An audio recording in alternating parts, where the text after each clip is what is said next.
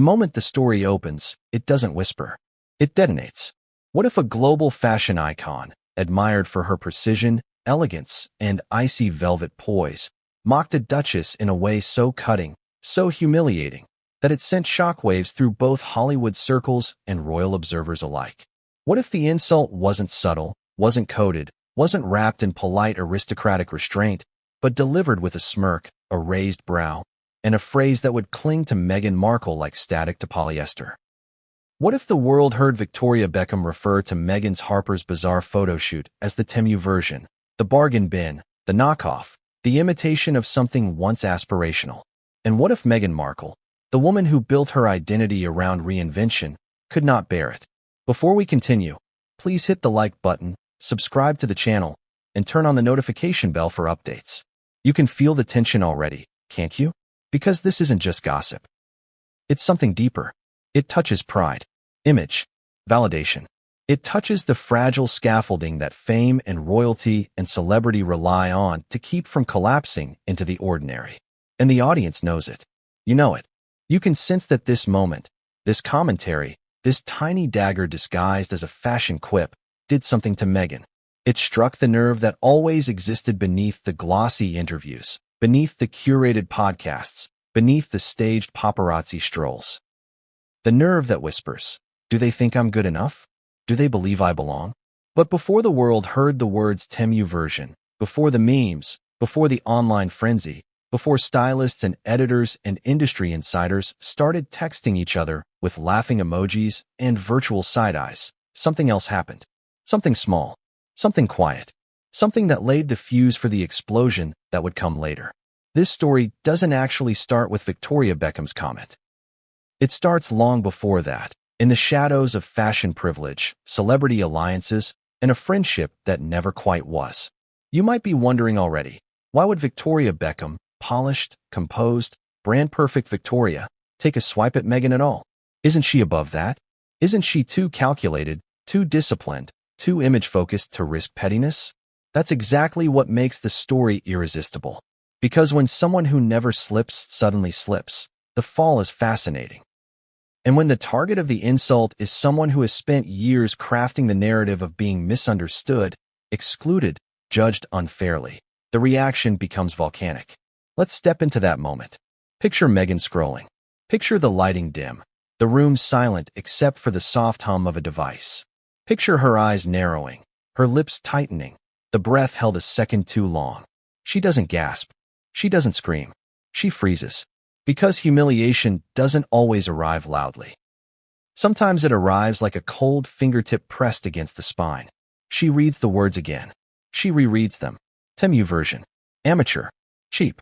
And suddenly the Harper's Bazaar photo shoot, the one she thought would reassert her glamour, her relevance, her place in the cultural spotlight, becomes something else entirely. It becomes a punchline. Have you ever been proud of something until someone mocked it? Have you ever presented your best effort, only to have someone compare it to the dollar store rendition of what it was meant to be? The audience can feel that. The audience has lived that. And that emotional mirror is where retention locks in. Because this isn't just Meghan's ego bruising. It's everyone's memory of not being taken seriously. But to understand why this exploded, why it mattered, why Meghan's reaction wasn't simply irritation but boiling fury, we need to pull back from the image of that moment and widen the frame. Because this is not an isolated jab. It is tied to years of subtle distance between the Beckhams and the Sussexes. It is tied to whispers about leaked stories, frosty dinners, invitations extended and then rescinded. It is tied to fashion territory, and fashion territory is war. And here is where the intrigue deepens. Harper's Bazaar was supposed to be safe, predictable, loyal. It had long been one of Meghan's media allies, always framing her in flattering language, always cushioning criticism with activist vocabulary and empowerment messaging. But this shoot was different. The angles, the styling, the lighting, something was off. Something felt less Vogue and more catalog, less couture and more commercial, less royal and more role play. Even supporters quietly admitted it. But critics? They feasted. And somewhere, in a private room scented with expensive candles and lined with garments stitched by hand, Victoria Beckham saw the photos and made the comment that would ripple outward like perfume in a still room. Temu version. It was funny. It was sharp. It was devastating. And someone heard her say it. Someone repeated it. Someone wanted it to spread. Someone wanted Meghan to know. Why now? Why this moment? Why did the comment land with such force? Because Meghan was already slipping in the public imagination. Streaming deals evaporating. Brand identity wobbling. Public sympathy thinning. The photo shoot was supposed to salvage perception. Instead, it became the match that lit the narrative on fire. And once the comparison to a budget shopping platform entered the cultural bloodstream, it couldn't be removed. Because fashion is about illusion, and illusions are fragile. But here's where the story tightens its grip even further. Meghan didn't react the way you might expect. She didn't shrug it off. She didn't laugh. She didn't pretend it didn't matter. She obsessed. She fixated. She demanded names. Who heard Victoria say it? Who repeated it? Who leaked it? Who was disloyal? The reaction behind closed doors was not embarrassment. It was rage. Ask yourself, why would a single insult trigger such intensity? Unless it confirmed something she already feared. Unless it echoed insecurity rather than created it. That is where the psychological hook sits. And that is where the audience leans in. The timing made it worse. Meghan had been trying to reinsert herself into the fashion world again. She wanted to be seen as stylish, influential, aspirational, not someone wearing sponsored freebies disguised as luxury. She wanted relevance, and relevance in fashion is brutal. You can't buy it. You can't demand it. You can't announce it. You must be chosen. And Meghan was not being chosen. Meanwhile, Victoria Beckham is the embodiment of being chosen. She doesn't chase acceptance. Acceptance orbits her. That contrast alone could fuel an entire documentary. One woman striving to be seen. Another woman effortlessly seen. One woman reaching. Another woman receiving. One woman labeled try-hard. Another woman labeled iconic. You can feel the imbalance. You can feel why resentment brews. And the audience instinctively recognizes the emotional architecture beneath it. This is the friend who didn't invite you. The colleague who got praised effortlessly while you worked twice as hard. The relative who remained composed while you cracked. Fame doesn't erase those dynamics. It magnifies them with brighter lighting. But here's where the temperature spikes further. Meghan didn't just internalize the insult. She wanted revenge. She wanted narrative correction. She wanted someone, somewhere, to spin the story back in her favor. And the harder she pushed, the worse it got. Because desperation has a scent, and the media loves blood. Suddenly, fashion commentators began circulating side-by-side images. Not just Temu comparisons, but worse.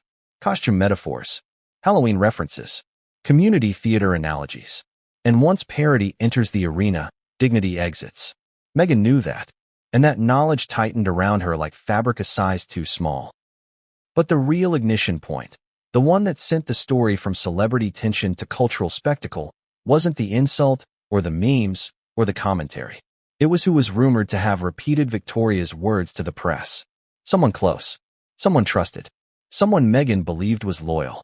And once that suspicion formed, everything changed. Because the story you're about to hear doesn't just expose a fashion humiliation.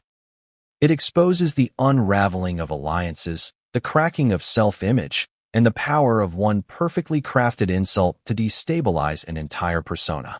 And just when Meghan thought she had identified the source, just when she believed she had cornered the betrayer, something happened that flipped the situation upside down. Because the person accused of leaking the Temu comment, it wasn't them. It was someone else. And the identity of that person is where the story turns from humiliation to something far more explosive, more personal, more calculated, and more damaging than Meghan ever imagined. It didn't start with a headline. It didn't start with a press leak, a viral meme, or a social media avalanche. It started with something far smaller, something almost invisible, a word spoken in the wrong place, heard by the wrong person, carried by the wrong lips. A whisper, a comment drifting through a room like perfume, attaching itself to the air. Cheap. The word hung there, weightless yet heavy, harmless yet venomous. Cheap. And the irony was that the person who heard it wasn't supposed to hear it at all. Imagine the scene. A private pre-launch gathering. Industry adjacent. Exclusive but not ostentatious. Stylists, editors, photographers, makeup artists, brand ambassadors, the people who breathe fashion rather than merely observe it. The atmosphere was calm, polite, curated. But beneath the surface, judgment flowed like an undercurrent. Because fashion people, even when smiling, are always assessing. Who wore what? Who looks tired? Who is rising? Who is slipping? And then, floating between conversations, someone murmured it again. Cheap. This time attached to a name. Meghan. Not loud. Not declared. Not shouted. Just breathed. But the thing about whispers? They invite leaning in. Curiosity travels faster than sound. Someone raised an eyebrow. Someone smirked. Someone repeated it, this time with a twist. Cheap shoot. Cheap styling. Cheap energy. And suddenly the word cheap had a target, a direction, a purpose. It clung to Meghan Markle's Harper's Bazaar photo shoot like static. The kind of static you can't brush away. Have you ever walked into a room and felt like people had been talking about you a second before you arrived? That sensation, that prickling behind the ears, that invisible shift in atmosphere.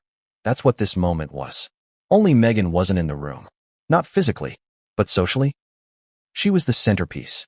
The conversation revolved around her without her being present. And once a whisper becomes a topic, it grows legs. Someone made a face. Someone rolled their eyes. Someone laughed softly into a glass. And then came the second layer, the comparison. Not couture. Not editorial. Not luxury. No, the comparison that would soon define the scandal. Temu version. It felt too sharp, too specific, too mocking to stay contained. And that's when it happened. Someone asked the question that accelerated everything. Who said it first? That question always changes the air.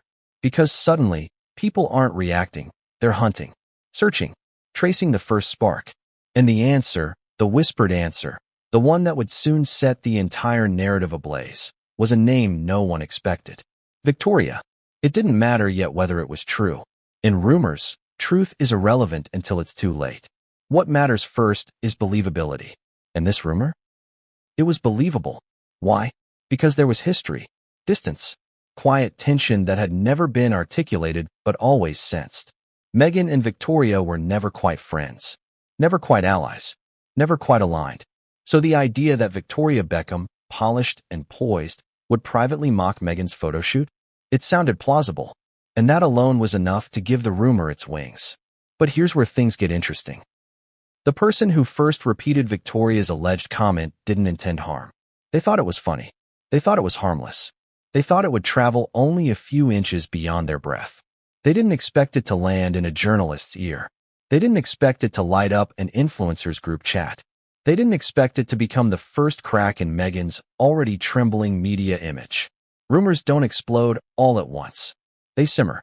They circle. They sharpen. They evolve. And this one evolved quickly. Cheap became amateur. Amateur became embarrassing. Embarrassing became desperate. And within hours, the whisper transformed into a fully formed interpretation of Meghan's photo shoot. A narrative that she had tried too hard and landed too short.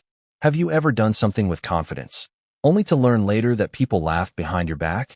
That sensation is emotionally magnetic. The audience feels it. The audience remembers it.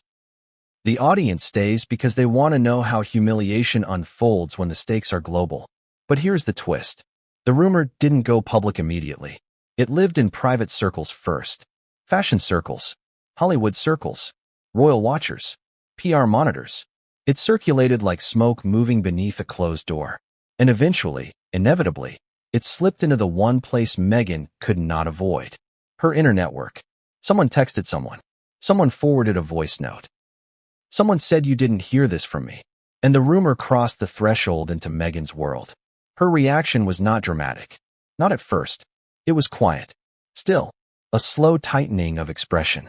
Because Meghan Markle is not someone who handles mockery lightly. Image has always been her armor. Her currency. Her proof of worthiness. To be compared to a discount shopping aesthetic wasn't just an insult. It was a dismantling. But here's the part that truly ignited her anger. She didn't believe the issue was the rumor. She believed the issue was betrayal. She believed someone she trusted had repeated it. And from that moment forward, the story stopped being about a comment and became about a hunt. Who said it? Who spread it? Who wanted her diminished? This is where the psychological tension begins to build. Because when someone believes they are being undermined, Every interaction becomes suspicious. Every silence becomes loaded. Every delay becomes meaningful. Meghan began scrutinizing people she once confided in.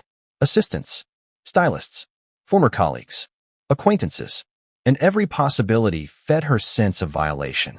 Meanwhile, outside her walls, the rumor acquired flavor. People didn't just repeat it, they embellished it. Some said Victoria laughed when she said it. Some said she rolled her eyes. Some said she compared Meghan to a fashion student. And the more exaggerated it became, the more humiliating it felt. But here's where the story tightens its grip even more, because the rumor didn't just stay in fashion corridors. It reached a journalist known for subtle sabotage. A journalist who had written about Meghan before. A journalist Meghan suspected had been fed information by someone close to her.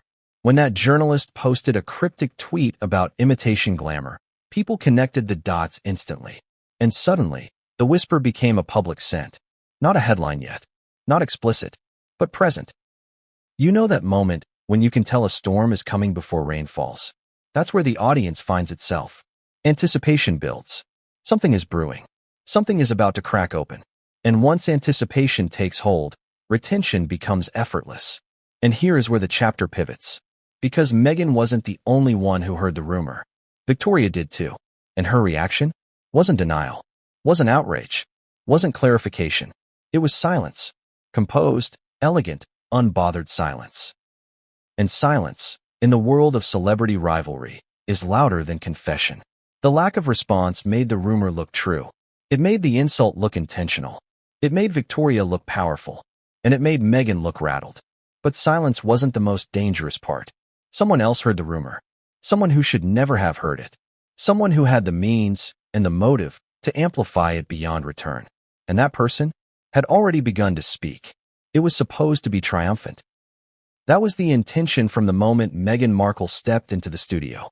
A reclamation shoot. A rebirth. A declaration that she was still relevant, still magnetic, still capable of commanding cultural admiration with a single image. Harper's Bazaar wasn't just another magazine placement. It was meant to be her visual comeback. The lighting rigs, the backdrop fabrics, the makeup palettes, the carefully curated mood boards. Everything had been arranged to communicate sophistication, poise, and effortless glamour. That was the plan. But the moment she walked in, something felt off. Not disastrously off. Not visibly catastrophic. Just off. The kind of off that starts as a whisper in the back of the mind and slowly becomes a roar. The air felt too bright. The room too tense. The smiles too forced. The stylists moved quickly but without enthusiasm. The photographer greeted her warmly but with a subtle distance, the way someone greets an old acquaintance whose reputation has become complicated. Even the clothing racks felt like they were missing something. A certain richness, a certain authority, a certain editorial edge. The wardrobe was fine, but fine is deadly in fashion. Fine means forgettable. Fine means safe. Fine means replaceable. Meghan didn't notice it at first. She was too focused on the results she imagined. She rehearsed poses in her mind. She angled her chin in ways she remembered looked good on camera. She adjusted her smile, not too toothy, not too restrained. She performed confidence the way an actor performs a role, drawing on muscle memory rather than emotion. But have you ever tried to shine in a room that didn't want to reflect light back at you? Have you ever felt that subtle vibration of disapproval, even when no one says a word? The audience knows that sensation. And that sensation permeated the room like static electricity. The first outfit went on. A cream-toned dress meant to evoke elegance. Meghan stepped in front of the camera. The photographer raised his hands, adjusted the lens, and said something that caught her off guard. Let's try something softer. Less posed. Less posed. It sounded harmless. It wasn't. It meant the pose looked forced. It meant the image lacked authenticity. It meant she was trying too hard. That phrase echoed in her mind, even as she adjusted her stance. She tilted her head. She softened her gaze. She relaxed her shoulders. But internally, she tightened. The shutter clicked. Once. Twice. A burst. Another burst. The photographer reviewed the display monitor. His face didn't light up. It didn't animate. It didn't signal satisfaction. It remained neutral, the worst expression in fashion. Neutral means unremarkable. Meghan adjusted again. The stylist stepped in to smooth the fabric. A makeup artist dabbed at her cheek. Someone murmured something in the background, too quiet to hear, too clear not to feel. A suppressed laugh, a shared glance, a subtle exchange. And suddenly, the room felt smaller. The second outfit arrived. Bolder, structured, meant to project control. But the fit wasn't perfect. The tailoring didn't hug in the right places. Meghan tugged at the waist. The stylist pretended not to notice. The photographer lifted the camera again, but now there was a hint of impatience in his movements. Let's try hands down. Maybe less tension in the jaw. Less tension. Another coded note. Another micro-critique disguised as direction. Meghan inhaled and tried again. The camera clicked, but the energy was slipping. And here is where the disaster began to take shape. Not in what was happening, but in what wasn't happening. There was no moment. No spark. No image that froze the room. No silence of awe. No rush of approval. A photo shoot like this thrives on electricity, on the collective inhalation of the team when they know they have captured something iconic. That moment never arrived. Instead, something else did. Whispers. Quiet ones. Near the wardrobe rack. Near the monitor. Near the makeup table. Words like flat. Words like awkward. Words like unsure. Have you ever been in a room where people thought you couldn't hear them, but you could hear enough? That creeping awareness began to crawl across Meghan's skin. She stood taller. She stiffened. She overcorrected. And the more she tried to regain command, the more the room withdrew. Then came the lighting adjustment. A massive, slow, cumbersome reset. The kind that signals the photographer isn't getting what they want. The room dimmed and brightened again. Angles shifted. Reflectors repositioned. The tech crew spoke in clipped tones. Meghan waited, standing alone in the center, feeling exposed. The third outfit was the worst of all. A dramatic piece meant to convey refined boldness, but under the harsh lighting it read differently.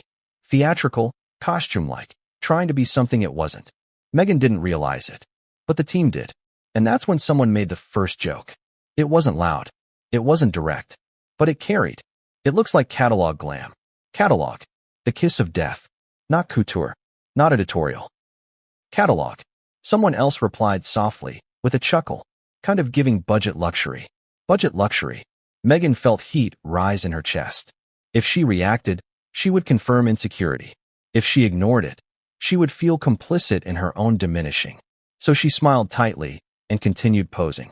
The photographer lifted the camera again, but this time the enthusiasm was gone. The shutter clicks were functional, not inspired. The kind of clicking that fills space because silence would be uncomfortable. But the real unraveling happened during the break. Meghan stepped aside for touch-ups.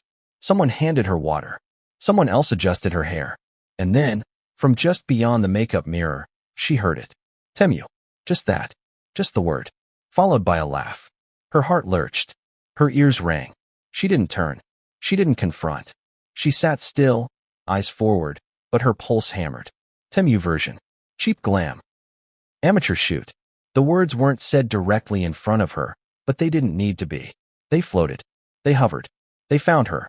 Photo shoots are brutally intimate experiences. You are watched, judged, assessed. Your face, your body, your expressions, all under scrutiny. And Meghan felt it multiply with every minute. The final outfit was rushed. The team wanted to wrap. The photographer wanted to leave. The energy was gone. And Meghan, sensing it slipping, pushed harder. She gave dramatic angles.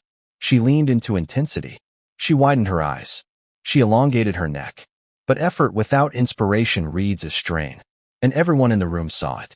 When the shoot ended, the applause, the polite ritual applause, was thin. Meghan thanked the team. She smiled. She walked out with controlled grace. But the moment she reached the car, her expression collapsed. Then came the real disaster. Someone leaked the unedited photos. Not the polished selections. Not the approved set. Not the retouched files. The raw ones. Harsh lighting. Awkward angles. Unflattering shadows. Within hours, they circulated in private industry chats. Within a day, stylists were screenshotting them. Within 48 hours, the memes began forming. And the comparison? The one whispered behind her back? It surfaced publicly. Not by name. Not with explicit attribution. But with enough clarity that everyone understood exactly who it referenced. And Meghan realized something chilling. Someone inside that room wanted her diminished. Someone inside that room wanted that shoot to fail. Someone inside that room had already aligned themselves with the narrative that she was slipping, fading, losing cultural power. And if that was true, then this wasn't a coincidence. It was sabotage. But the worst part? The rumor about Victoria Beckham mocking the shoot hadn't even gone public yet, which meant the humiliation hadn't reached its peak. Because when the world finally connected the disastrous photo shoot with the alleged Temu comment, the fallout would become unstoppable, and someone, somewhere, was preparing to make that connection happen. The critics didn't wait. They never do. Fashion critics, style columnists, brand consultants, runway analysts. They move like sharks who smell the faintest drop of insecurity in the water. And Meghan's Harper's Bazaar shoot? It didn't release with impact. It leaked with suspicion. The public didn't even get the polished version first.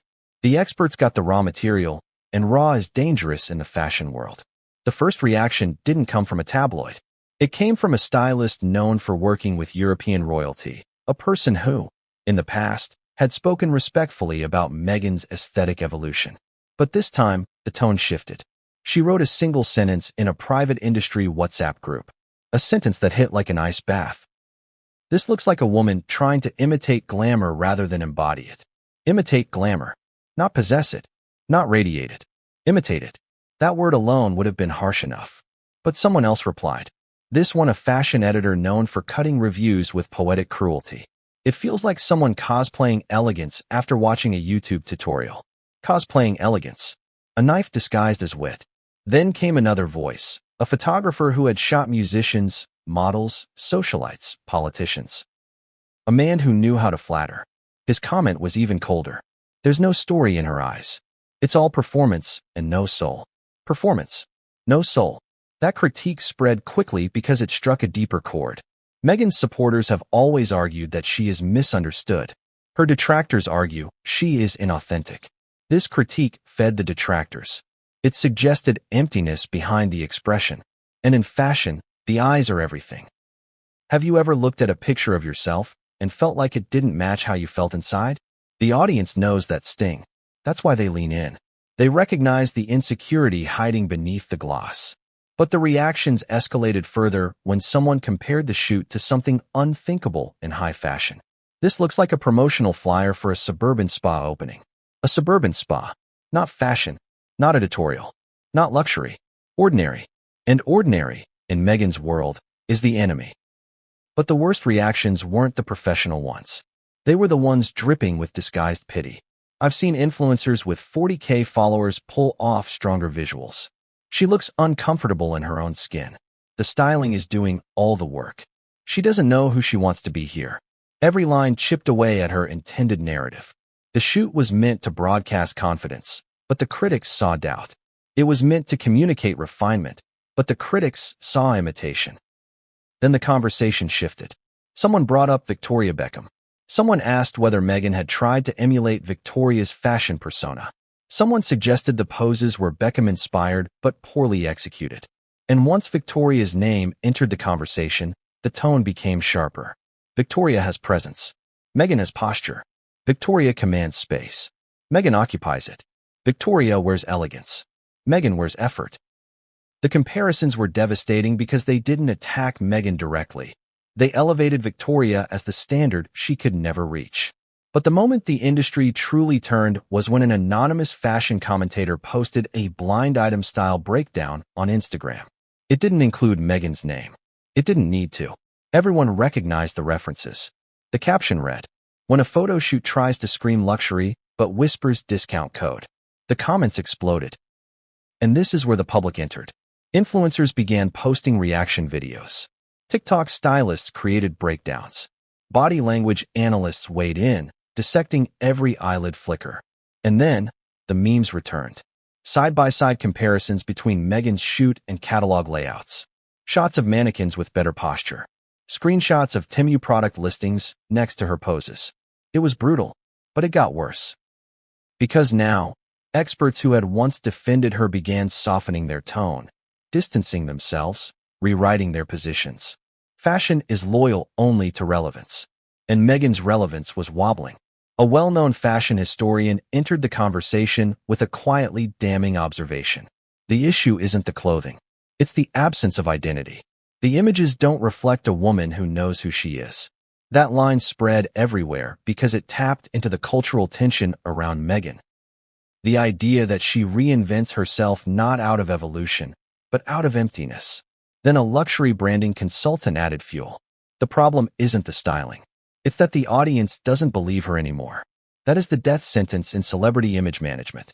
If the audience doesn't believe you, they won't admire you. If they won't admire you, they won't follow you. If they won't follow you, you lose value. And if you lose value, the industry replaces you. That's when the narrative shifted again. The shoot stopped being viewed as a misstep. It became evidence. Evidence that Meghan Markle was no longer aspirational. Evidence that her cultural power was fading. Evidence that she was an echo rather than a voice. And critics love nothing more than a fall from perceived glamour. But here is where the psychological sting sharpened. People weren't just criticizing the shoot. They were enjoying it. There was pleasure in the mockery. There was satisfaction in the comparison to Victoria. There was glee in the idea that Meghan, the woman who once seemed to leapfrog into status, was now faltering. And while the experts continued dissecting, another question surfaced among commentators. Why does this photoshoot look so unpolished? Why does it feel rushed? Why does it lack editorial cohesion? Someone suggested budget constraints. Someone suggested amateur creative direction. Someone suggested Meghan insisted on control and ignored professionals. And then, someone suggested sabotage. That word caught fire instantly. Sabotage implies an enemy. Sabotage implies betrayal. Sabotage implies intention. And once that idea entered the conversation, everything recontextualized. Even the public began asking, who wanted this shoot to fail? Who benefited from the Temu mockery taking hold? Who stood to gain from Meghan being stylistically diminished? Theories formed. Former friends, royal insiders, Hollywood figures, brand competitors. But one theory, one name, rose above the others. Victoria Beckham. Why? Because silence is suspicious. Because elegance can look like arrogance. Because restraint can look like guilt. And because the rumor that she had been the one to say Temu version aligned perfectly with the reaction of the fashion world. But here's the twist that deepened the intrigue. The experts weren't just reacting to the photos. They were reacting to something else too. A vibe, a shift, a loss of sparkle. They saw something Meghan didn't want anyone to see. Fear. And in fashion, fear is fatal. Because confidence is the fabric holding the illusion together. Once fear shows, the seams unravel. But the real turning point, the moment when the commentary stepped over the line into cultural narrative, happened when a respected fashion critic published a column titled, "The Tragedy of Trying Too Hard." Never mentioned Meghan by name. Never referenced the shoot explicitly. But everyone knew. Everyone. The article went viral. And Meghan saw it. And when she did, something inside her cracked. Because the criticism wasn't about clothing anymore. It was about identity. But the fashion world didn't stop there. They kept going. And when a young TikTok fashion reviewer asked boldly, "Is Meghan Markle becoming irrelevant in style?" the question echoed everywhere. And that question terrified her. Because Meghan could survive mockery. She could survive criticism. But irrelevance? Irrelevance is obliteration. And that fear, that rising panic, set her on a path that would lead to confrontation, retaliation, and public unraveling. But before she could respond, before she could reclaim the narrative, before she could strike back, something even more humiliating happened. One fashion expert, someone highly placed, highly respected, and shockingly honest, made a comparison that would slice deeper than any Temu joke ever could. And when Meghan heard it, her reaction was volcanic. It didn't explode all at once. It didn't arrive as a headline, or a banner, or a breaking news alert. It arrived the way truly devastating things often do, quietly, casually, disguised as humor. One comment, one phrase, one comparison that cut deeper than an insult because it wrapped mockery inside a joke. Temu version. Two words that carried an entire meaning, an entire implication, an entire dismantling of Meghan Markle's carefully curated self-image. And the moment those words slipped into circulation, the tone of the conversation shifted from critique to comedy, and comedy is far more brutal. It started in a private chat thread among stylists, editors, and brand consultants. the very people whose opinions shape the industry's mood. Someone reposted one of the leaked, unedited photos of Meghan from the Harper's Bazaar shoot. They added a caption, a simple, mocking caption, serving Temu glamour vibes. The reactions were instant. Laughing emojis, crying emojis, screenshots, replies. Stop, I can't breathe. Not Temu, please. Why does this feel accurate, though? But then came the comment that would define the scandal. Apparently, Victoria said it first. That sentence was the match. Because rumors are one thing. Rumors attached to a name with cultural weight? That's gasoline. People stopped laughing long enough to reread it. Victoria said it first. Victoria Beckham. The woman known for polished minimalism. The woman who built a billion-dollar fashion empire. The woman who never speaks impulsively. The woman whose silence carries more meaning than most people's speeches. If she said it, then it wasn't just mockery. It was a verdict. The joke spread faster now, no longer just an industry snicker, but a cultural echo. TikTokers used the phrase. Twitter accounts turned it into punchlines. Instagram meme pages paired Meghan's images with Temu listings. It became a shorthand for failed luxury, a symbol of aspirational imagery falling flat. But here's where it becomes psychologically devastating, because the insult didn't merely attack the photo shoot. It attacked authenticity. It suggested Meghan was pretending at glamour, pretending at sophistication, pretending at status, pretending at relevance. And nothing threatens Meghan more than the suggestion that she is performing a life she hasn't truly earned. Have you ever been accused of faking something you worked hard for? Have you ever been accused of not belonging somewhere you finally reached? That shared sting keeps the audience hooked. Because they understand, humiliation is universal. But the joke didn't stay contained to fashion circles. It crossed into comedy podcasts, pop culture commentary channels, gossip discussion boards. YouTube reactors began laughing their way through the leaked photos. People stitched videos comparing Meghan's shoot to $14.99 Temu dresses. And the tone evolved again. From humor, to mockery, to ridicule. But everything escalated when a celebrity hairstylist, someone who had once styled Meghan, commented under a meme with a single word. Yikes. That comment was screenshotted, spread, analyzed, dissected. People asked, was that shade? Was that confirmation? Was that betrayal? Meghan saw it, and the fury rose. Because it wasn't just strangers laughing anymore. It was people she once believed admired her. People she believed respected her. People she believed envied her. But there was something far more damaging beneath the surface. Something she didn't know yet. The joke had already traveled into aristocratic social circles. Royal watchers. Upper-tier society wives. Polo club gossip. Those spaces are quieter, but far more lethal. Someone whispered it at a dinner gathering. Temu Duchess. Someone else smirked. Someone else repeated it. And suddenly, Meghan became the butt of a joke among the very elites she once longed to impress. Meanwhile, Victoria Beckham remained silent. No denial. No clarification. No laughter. No explanation. And that silence was interpreted as confirmation. People don't realize how powerful restraint can be.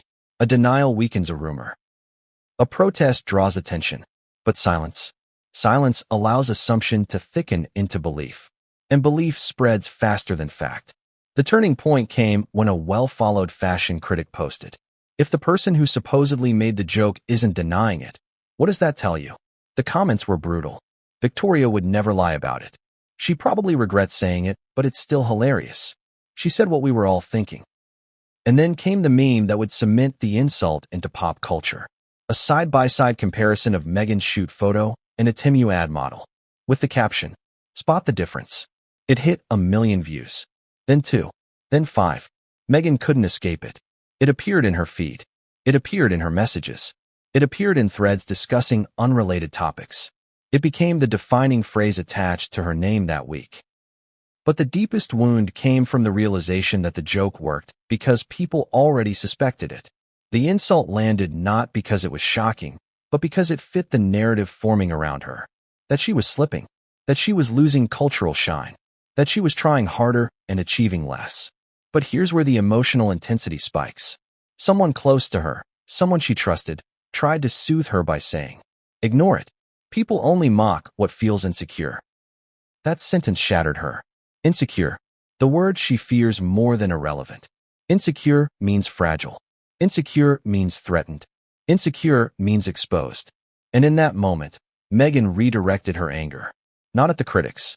Not at the memes. Not at the fashion world. At Victoria. Because if Victoria hadn't said it, none of this would have happened. And if she did say it, then it was personal. Then it was targeted. Then it was calculated.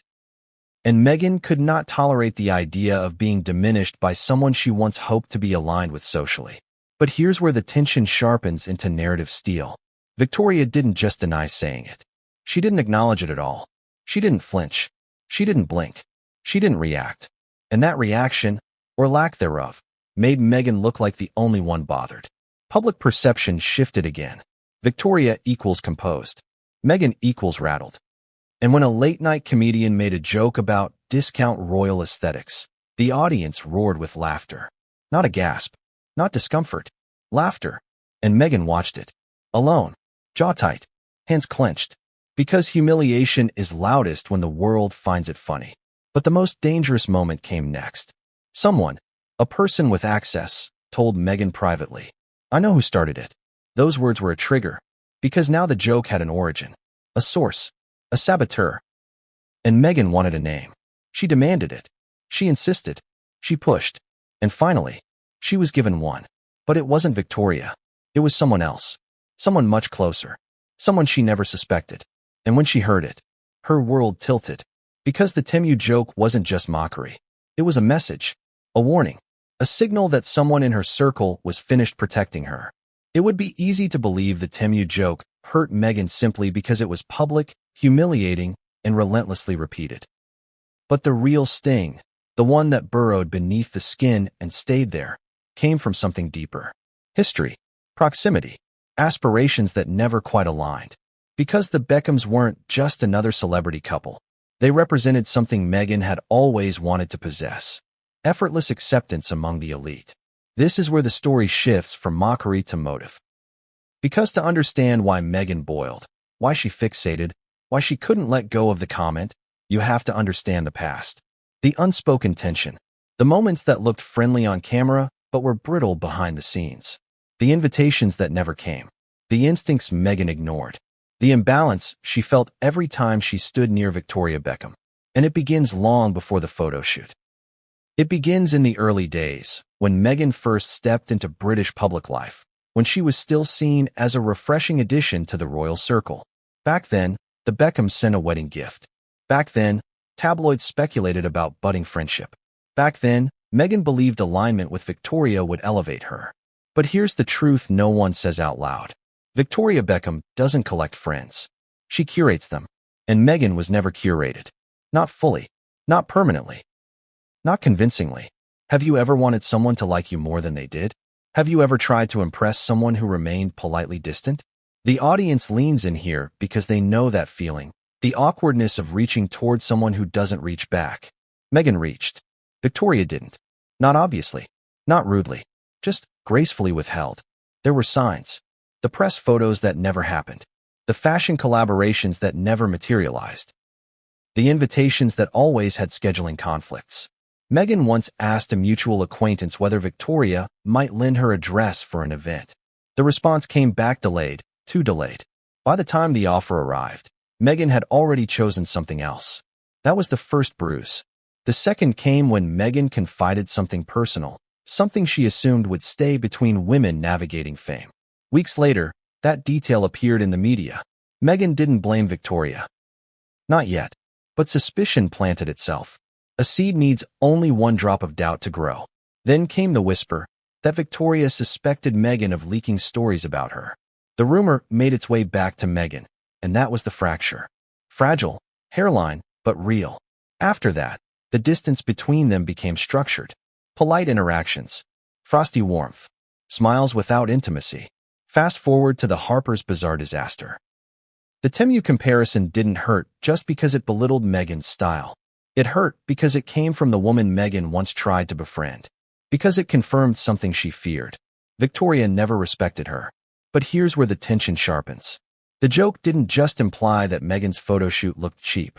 It implied that Meghan herself couldn't reach Victoria's level, that she was pretending, imitating, approximating, but never achieving. And Meghan couldn't tolerate that. Not after everything she had built, everything she had claimed, everything she insisted she had become. That is why the rumor spread so quickly, because it aligned with a narrative already bubbling underneath. Victoria is authentic elegance. Meghan is borrowed elegance. One lives it, the other performs it. That's where the humiliation rooted itself. And the industry sensed it. Because the fashion world doesn't just evaluate clothing, it evaluates confidence, essence, presence.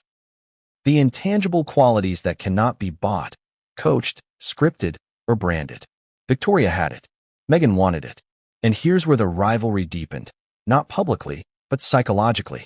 Victoria represented effortless status, effortless acceptance, effortless belonging. Meghan represented effort, assertion, self-creation. One woman emerged from pop culture and ascended into fashion royalty. The other married into royalty and tried to ascend into pop culture fashion. The parallel was too clean, too tempting, too perfect for commentary.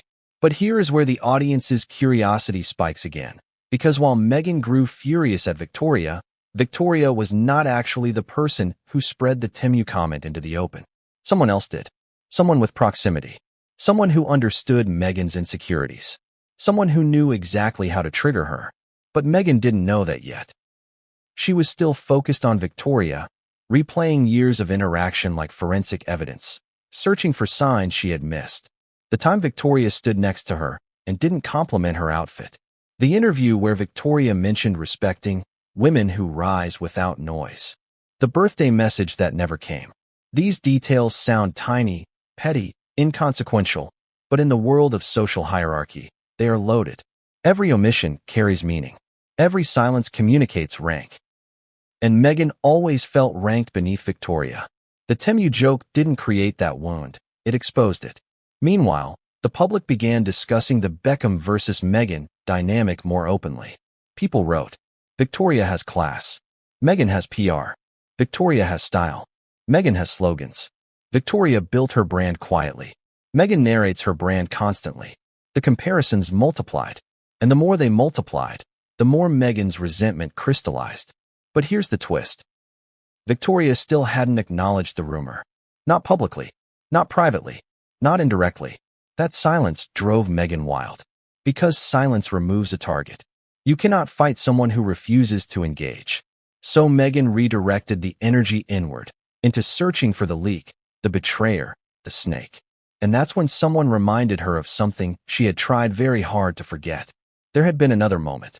Another sting. Another instance where Victoria overshadowed her. And it happened at an event no one knew Meghan had attended.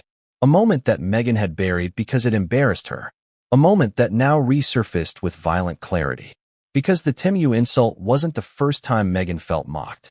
It was the second.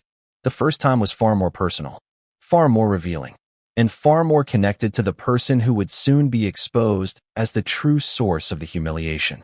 And when that memory surfaced, everything she believed about the Temu joke, about Victoria, about loyalty, about betrayal, began to shift. Because the real blow wasn't Victoria's comment. It was something that happened long before. Something that rewired the way Meghan saw herself in proximity to Victoria Beckham. And that forgotten moment was about to come back with consequences. There are moments a person files away in the private vault of memory. Moments that sting, moments that bruise, moments they hope no one else will ever recall. Meghan had one of those moments, and it came rushing back the instant the Temu joke began circulating. It wasn't about the photo shoot. It wasn't about fashion. It wasn't even about Victoria directly. It was about a conversation. A private one. A conversation Meghan believed was confidential, protected, safe. It happened months earlier, in a setting that was supposed to feel intimate and exclusive. A charity luncheon in Los Angeles, attended by actresses, philanthropists, socialites, and figures from the fashion world. Meghan attended quietly. No official cameras. No press. No formal red carpet. She believed it was a space where she could speak freely, where she could vent, where she could express insecurities without fear of amplification. But she miscalculated. Because someone was listening. Someone unexpected. Someone she didn't think mattered. The luncheon took place in a minimalist estate overlooking the Pacific. Candlelight. Glassware that looked like it was blown one at a time by Scandinavian artisans. The kind of event where people spoke softly because loudness felt unfashionable. Meghan sat at a small table with 3 women she assumed were safe. Women she believed admired her. Women she thought were allies. And the topic drifted, as it often does among people who orbit celebrity, toward image, branding, perception. Meghan spoke about pressure, about scrutiny, about the difficulty of being compared to figures who came before her. She didn't name names, but everyone understood the reference. The shadow of Princess Diana. The contrast with Kate. The constant public measuring. Then someone mentioned Victoria Beckham, and the air shifted. Not sharply, not dramatically, just enough to be felt. One woman said Victoria's brand was intimidating because she made everything look effortless. Another said she admired how Victoria never seemed to need validation. And Meghan, feeling the need to assert control of the narrative, said something she shouldn't have said. She said Victoria's elegance was curated, not natural. She said Victoria worked harder than anyone realized to look effortless. She said Victoria was intimidated by her when she married into the royal family. The women nodded. They smiled. They encouraged her. Meghan felt understood. But there was a problem. Someone else was nearby, not at the table, not part of the conversation. A staff member, carrying water, passing behind her, hearing every word. And that staff member had a phone, not recording video, not taking photos, taking notes, not because they cared about Meghan, but because they worked, occasionally, in circles that fed stories to gossip outlets and industry blogs. The comments Meghan made traveled. Quietly, slowly, but they traveled. And eventually, they reached someone who repeated them to someone else. And eventually, the words found their way back to Victoria Beckham's orbit. Not a direct quote, not a transcript, just the sentiment. Meghan thinks Victoria envies her. Victoria heard that, and she did not respond. She did not react. She simply filed it away. The Beckhams do not confront. They do not lash out. They do not engage in open conflict. They cool. They withdraw. They remove access. And after that day, invitations stopped. Warmth faded. Distance became architecture. Meghan sensed it, but she didn't know why. Not until now. Now, when the Temu joke began circulating, when humiliation attached itself to her Harper's Bazaar shoot, when people were laughing, Meghan suddenly remembered that luncheon. The words she spoke, the tone she used, the assumption she made that she could speak freely without consequence. Her stomach tightened, because if Victoria heard what she said, then the Temu joke wasn't just mockery. It was payback. Have you ever said something you wished you could take back? Something spoken in a moment of insecurity that later became a weapon you couldn't defend against? The audience feels this twist. It's human. It's universal. It's relatable, even at celebrity scale. But here is where the story takes a sharper turn. Because Meghan didn't know the worst part yet. Someone had recorded part of the conversation. Not intentionally. Not maliciously. They were testing a new note-taking app with audio transcription capabilities. Their phone captured snippets. Not clearly, not cleanly, but enough. Enough to convey tone. Enough to convey arrogance. Enough to convey insecurity disguised as superiority. And that partial recording was played for someone who recognized exactly how damaging it could be. When Meghan learned this, when she heard that someone had replayed part of her private conversation, she felt physically ill. This wasn't just gossip. This was exposure. This was vulnerability weaponized. This was the fear she carried everywhere, that people were waiting to catch her slipping. And then came the realization that shattered her composure. The recording landed in the hands of someone who disliked her. Not Victoria. Not a journalist. Not a royal insider. Someone closer. Someone she once confided in. Someone who knew exactly how far that recording could travel if they wanted it to. The betrayal cut deeper than the Temu joke ever could. Because rumors can be denied. But recordings? Recordings feel like proof, even when incomplete. Meghan spiraled. She replayed the luncheon in her mind. She wondered how she had sounded. Had she appeared jealous? Had she appeared petty? Had she appeared insecure? The more she imagined it, the worse it became. And then something even darker occurred to her. What if the Temu joke was never about fashion? What if it was retaliation? What if someone planted the rumor knowing it would spread? What if someone used the Temu comment to humiliate her publicly the way she had humiliated herself privately? This theory consumed her. And once it took root, it grew rapidly. Because insecurity needs only the smallest justification to flourish. But here is where the tension spikes again. Someone close to Meghan, someone trying to appear loyal, told her something she wished they hadn't. They said there was a second recording. Not from the luncheon, from another private moment. A phone call. A conversation where Meghan vented about feeling overshadowed, overlooked, dismissed by certain fashion figures. She didn't name Victoria, but she implied her. And that recording was no longer in the hands of the person who made it. It had been shared, forwarded, possibly copied, possibly saved. Meghan felt the walls closing in. Have you ever felt like you were losing control of your own narrative? Like your words were no longer yours? Like the world suddenly had access to thoughts you never intended to be heard? That is where Meghan found herself. And then came the twist that altered everything. The person who leaked the Temu joke, the person who repeated it to the industry, the person who ensured it spread, was not someone aligned with Victoria Beckham. It was someone aligned with Meghan, someone in her own orbit, someone who benefited from her instability, someone waiting for her to crack. And Meghan finally learned their name. It didn't take long. Social media never waits, never breathes, never pauses long enough for dignity to catch up. The moment the Temu joke leaked into the public bloodstream, the internet reacted exactly the way it always does when it senses vulnerability. It swarmed. At first, it was subtle. A comment here, a vague post there, a meme template being quietly prepared, a TikTok creator asking, without naming names, why does this shoot look like it came free with a coupon code? People laughed. People stitched. People shared. The tone was playful, the kind of mockery that pretends it isn't cruel. Then someone posted a side-by-side comparison. Meghan's Harper's Bazaar pose next to a Temu catalog model in a similar stance. The caption was only 3 words. Be honest now. That post hit 100,000 likes in hours. Have you ever watched the internet decide something about you before you could defend yourself? Have you ever seen strangers assign meaning, motive, and mockery to your expression, your clothing, your posture? The audience understands that helplessness. That's why they stay. Because humiliation online is a shared modern fear. But the shift came faster than anyone expected. A parody account posted a fake ad. Luxury Duchess look, now 84% off. Someone else added, ships in 3 to 5 business days, some assembly required. Within minutes, thousands were laughing. Within an hour, the phrase Temu Duchess started trending. Within a day, influencers were doing reenactments of the photo shoot. Some exaggerated the poses. Some mocked the lighting. Some recreated the shoot using dollar store props. One video went viral showing a woman posing in her living room, wrapped in a bed sheet, saying, channeling my inner Meghan Bazaar moment.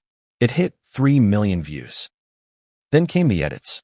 Slow-motion zoom-ins of Meghan's serious expression while circus music played. Montages of her past outfits labeled budget chic evolution. Someone posted, she tried to serve Vogue but ended up serving value pack. Cruel, cutting, relentless. But the internet doesn't stop just because someone might be hurting. Then came the commentary channels. YouTube thumbnail screamed, what happened to Meghan's style? Is Meghan losing her fashion identity? Did someone sabotage this shoot? Reaction hosts paused on still frames, squinting, asking, why does she look like she's pretending? Why does this feel like cosplay? Why does this remind me of a furniture outlet commercial? The audience ate it up. Because spectators love a fall, especially a glamorous fall. But the real explosion happened when a comedian joined in. On a live stream, he held up a printed image from the shoot and said, I didn't know Harper's Bazaar was partnering with discount apps. The crowd roared. And then he added, next month, she'll be modeling for clearance sales. The clip hit TikTok and spread like wildfire. Meghan saw it, and something twisted in her chest. Because criticism is survivable. But ridicule? Ridicule invades identity. Meanwhile, the memes evolved again. They began referencing Victoria Beckham without naming her. One meme showed Victoria in a chic suit, captioned, elegance. Next to Meghan in the Harper's Bazaar pose, captioned, elegish. Another said, one of these women is fashion. The other one ordered it online. People laughed because they believed they understood the dynamic. Victoria, effortless. Meghan, effortful. Victoria, chosen. Meghan, trying. Victoria, aspirational. Meghan, imitating. But the most damaging memes weren't the loud ones. They were the subtle ones. Someone posted, "You can't buy presents." 10,000 likes. Someone else wrote, "Some women wear luxury. Some women wear the idea of luxury." 30,000 likes. Then an influencer with nearly 2 million followers posted, "This photo shoot feels like she studied glam instead of feeling it." 50,000 comments. Many agreeing. Many